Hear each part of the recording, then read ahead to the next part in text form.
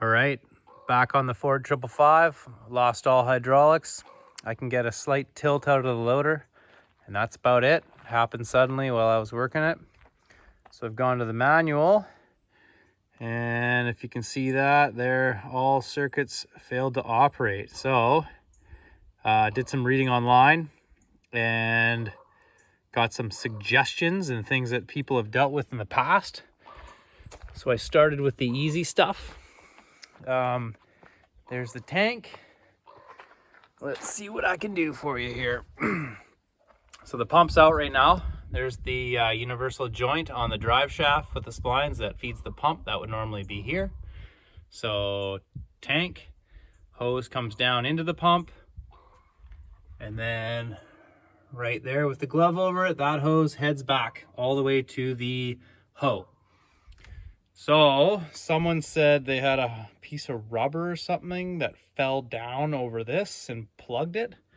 So that's one thing I have yet to check, but I'll get into that. And there's also a filter screen up in here that could potentially be plugged. I'm not sure. But what I did start with is in this system.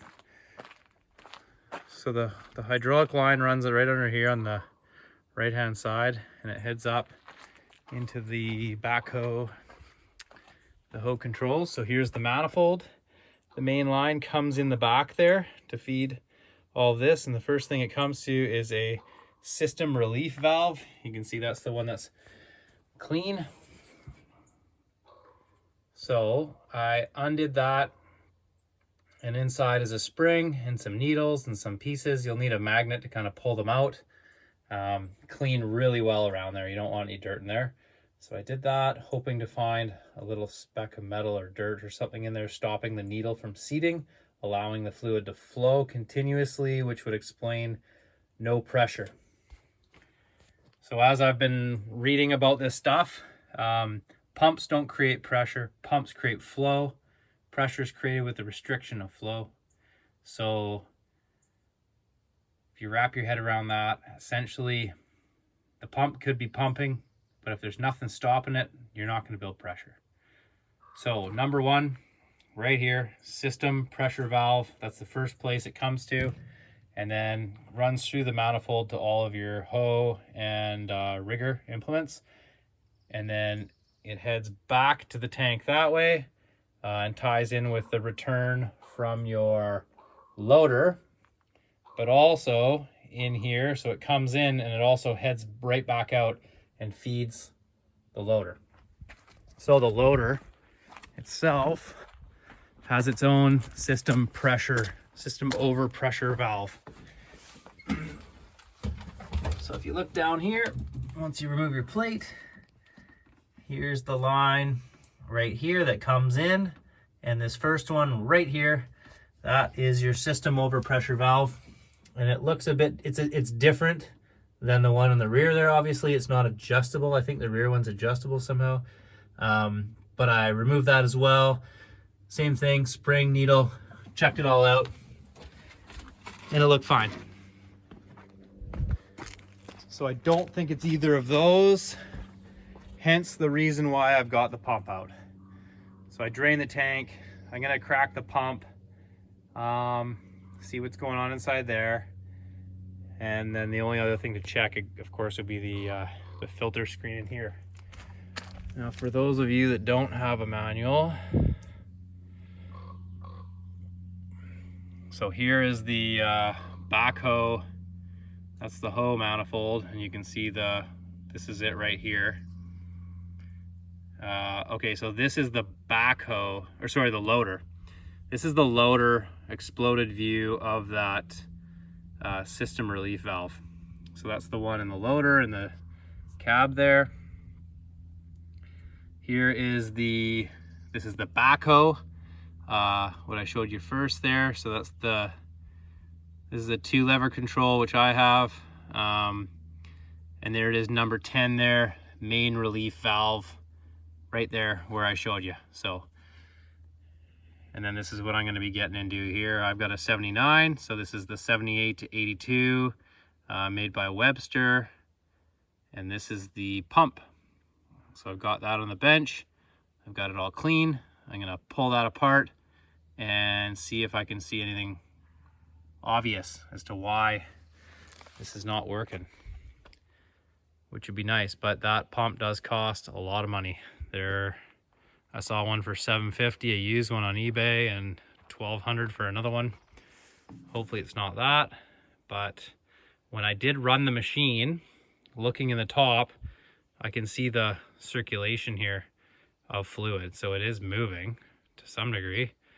Maybe the pump's just not doing a good enough job. I'm not sure. I don't have the capability to, I don't have a flow meter or a pressure meter. There's nowhere to test on these things. So I'll have to tap into the line and set up some sort of a test port, I guess. Machine runs great. Engine's going awesome. It's been a couple years now. Starts up perfect every single time. If I can get these hydraulics squared away, yeah, great machine. All right, here's the pump. Please excuse it if the camera's shaking. I got this like funny mount thing, so I got two hands. Okay, so there's the pump. There's the outlet there. And there's the inlet on this side. So here's the splines that point out the back. That's what that universal connects to. And I used an 8mm Allen key. 2, 4, 6, 8 of these guys. Popped off real easy. So there's that. Oh, one bolt fell out. All right, so this is what I'm looking at here. Not seeing anything that makes me too worried in there. 41440. All right, put that down there. All those bolts appear to be the same length anyway. Okay, here we go. There's something in the manual about down here. There's a wear mark. You can't go past the wear mark. Now these gear cogs are like, appear to be touching. Obviously they're not. That spins freely.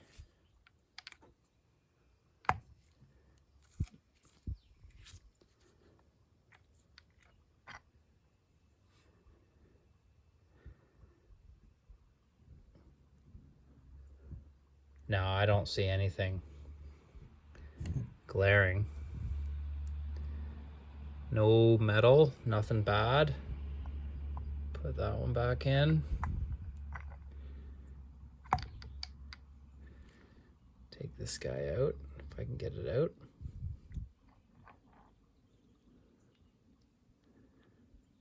Heavy. It looks like it's in really good shape, which is great. Don't see anything down there. Put that back in right where it meshed from. Yeah. I don't know. I could crack this thing apart. It says to hit this shaft with a plastic mallet, because this piece here is separate. So then this will come off. So maybe I'll do that. Take a look on the inside. All right, that came off really easy. So here is the inlet. So fluid comes in here.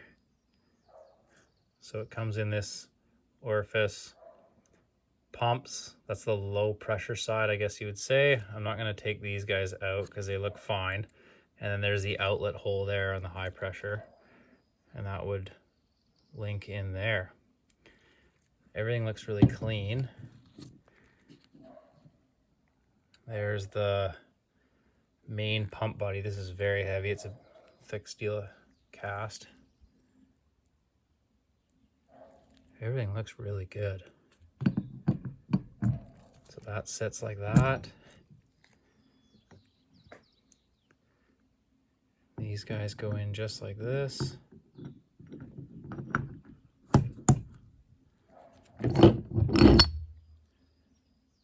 that sits on there. Now I'm gonna give it a clean around here before I put that back on. Hopefully make a good seal again.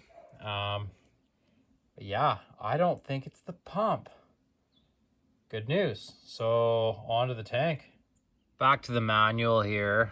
Number 1 is the backplate assembly, and then 2 is the pressure preload seal, 3 is the pressure load seal, 4 is the wear plate. So I didn't go under the wear plate, so maybe there's a problem there, not quite sure. 5 is the seal ring. Pump is that pump gear body. Sorry, 6 is the pump gear body. That's that big heavy piece here. 8, of course, is the gear set. 7 is the dowel pins. And then we've got another seal ring, which is 5. 4 is another wear plate. 3 is another pressure load seal. And 2 is the pressure preload seals. And then 11 is bolts, or sorry, they call them tie bolts. 9 is the front plate assembly. That's the first thing I took off. And then 11 is the shaft seal. So as far as those pressure load preload seals and the pressure load seals, I don't know. I don't know if it's worth me digging into this thing again. We'll see what happens. I'm going to go look in the tank. Maybe I'll post this, let the guys in the forum say what they think. And here's the inspection and repair. Yeah, you can pause and read that if you'd like. And then we're just getting into different ones here. There's another hydraulic pump. This thing covers 550, 555s. Manual covers quite a bit, so, oh, disappeared. Anyway, pump's back together. I cleaned up all the surfaces really well. There's my silly cell phone holder. But yeah, I mean, it was pumping fluid, so hopefully we can find another reason for this. I'll go check that tank out. All right, we're back into the tank here. There's 6 3/8 bolts that hold this piece on the bottom. So I pop that off. I reach my hand up in there and I can't feel anything. Here it is. Doesn't look like there's any problems there. A little bit of crud that's fallen down in here.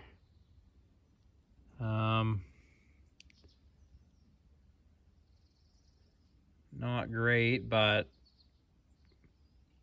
there it is. There's no filter screen. Not sure if there's supposed to be. There's nothing there restricting it. And I shine my light up in that hole and I can look down in the filler cap. I can see the light. There's a lot of baffles in the tank because they prevent vortices, and I guess you don't want air bubbles. So, I don't know. I think the tank is fine. I think it's feeding the pump. I think the pump's feeding fine. I gotta go back to those system overpressure valves, I guess. I don't know. I don't know what the next step is. I think I'm gonna leave it off there. Stop this as a video a part way. See what the experts say on the web forums. Yesterday's tractor. Same guys that helped me with that engine rebuild years ago. And get some ideas where to go from there. Thanks in advance, and I hope this video can help someone.